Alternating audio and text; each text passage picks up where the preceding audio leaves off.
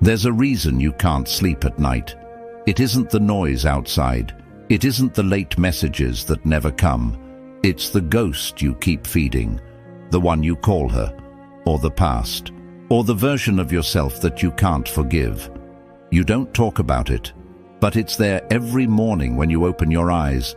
You replay her face like a scene that refuses to end. You rehearse conversations you'll never have. You hold on to scars that should have already faded. And here's the truth you don't want to hear. You say you want peace, but you're addicted to the suffering. Because suffering at least feels familiar. Letting go feels like silence. Men cling to memories the way drowning men cling to water. We think if we hold tighter, we'll find air. But the tighter we grip, the deeper we sink. Every day you wake up, the first thought isn't freedom, it's loss. Every night, the last thought isn't rest, it's regret. Marcus Aurelius once wrote, "You have power over your mind, not outside events. Realize this, and you will find strength. But right now, you don't have that power. You've chained your mind to something outside your control. And every day you polish the chains instead of dropping the key." The truth about letting go is this. It isn't about forgetting. It isn't about pretending it didn't happen. Letting go means remembering without being owned. It means recalling her laugh without collapsing. It means thinking of the betrayal without feeling it burn your chest again. It means looking at the past as something that happened, not something that still owns you. Right now, you don't just remember, you relive. You don't visit the past, you move back in. And then you wonder why the present feels so heavy. Seneca said, "He suffers more than necessary, who suffers before it is necessary." You're suffering twice, once when it happened, and again every time you feed it in your head. You carry it like a weight that grows heavier each day. You complain about the weight, but you refuse to bury it. That's why you stay trapped. So, how do you let go? The first step is acceptance, and acceptance is not weakness. Acceptance is strength. It's when you stop lying to yourself. You admit, yes, she is gone. Yes, I lost. Yes, the past cannot change. You don't have to like it. You don't have to approve of it. But you have to face it. Because only when you bow to reality do you stop bleeding from wounds that no longer exist.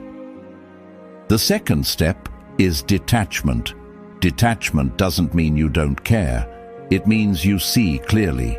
You stop seeing her as the goddess your memory paints, and you see her as she truly was, flawed, human, imperfect. You stop seeing the loss as the end of your life, and you see it as the end of one chapter in it. Detachment is distance, and from distance, the fire loses its heat. The third step is discipline. Stop feeding the ghost. Stop checking her profiles. Stop replaying old messages. Stop visiting the ruins of what's already burned. Every time you look back, you reopen the wound. Discipline is the hand that locks the door and keeps it closed. Discipline is the voice that says, if you want peace, stop pouring salt into your scars. Letting go will hurt. It will feel like tearing off a part of yourself, like ripping away something stitched into your very skin. But understand this, it is not death. It is rebirth. Every ending is a funeral, yes, but every funeral is also a birth ground. The ashes you're standing in right now are the same soil that can grow your next beginning.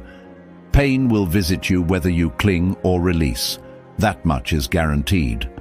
But the difference is everything. If you cling, pain sets up camp inside you. It becomes permanent. It becomes a roommate in your chest that never leaves. If you release, pain still cuts deep, but it passes. It softens. It fades. And peace takes its place. Epictetus taught, Don't demand that things happen as you wish, but wish that they happen as they do, and you will go on well. This is the essence of letting go. Stop demanding the past to return. Stop demanding the world to rewrite itself. Stop demanding that life undo what has already been written in stone. It happened. It happened exactly as it did. And by wishing it were otherwise, you bleed yourself dry against a wall that will never move. The moment you accept what is immovable, you become free. The art of letting go is the art of freedom. Freedom from illusions that keep you chasing ghosts. Freedom from shadows that keep you looking backward instead of forward. Freedom from bleeding out for what no longer exists. But freedom is not given, it is trained. Letting go is an art because it requires practice, discipline, and patience. You will slip. You will look back. You will feel that magnetic pull of the past, dragging you into its ruins. But every time you catch yourself and choose release instead of relapse, you sharpen your strength. Every time you refuse to feed the ghost weakens. Until one day, without even realizing it, you'll wake up lighter. You'll breathe, and the ghost will no longer haunt you. So ask yourself tonight, what am I still holding on to? Who am I still holding on to? And why? Is it love, or is it fear? Is it loyalty, or is it addiction? Be brutally honest with yourself, because honesty is the knife that cuts the cord. If you can't face the truth, you will keep circling in the same prison, telling yourself it's fate, when in reality it's only you refusing to unlock the door. And when you finally choose to let go, understand this. You don't just lose something, you gain something greater. You gain yourself back. You reclaim the energy you've been bleeding into the past.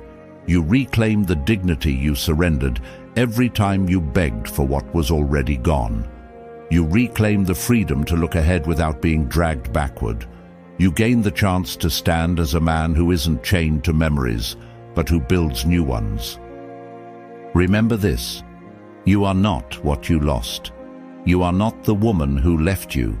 You are not the betrayal that burned you. You are not the ghost you've been chasing in your head. You are not the mistakes that replay like a broken record. You are what you choose to build after the loss. That choice, not the loss, is what defines you. So breathe, stand still, release the grip, let go of what was never meant to stay, and live as if this moment is the first day of the rest of your life, because it is. If this spoke to you, sit with it, reflect on it.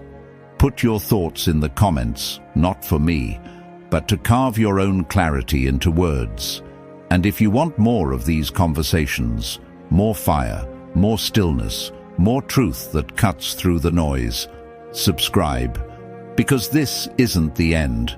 This is the beginning of you becoming untouchable.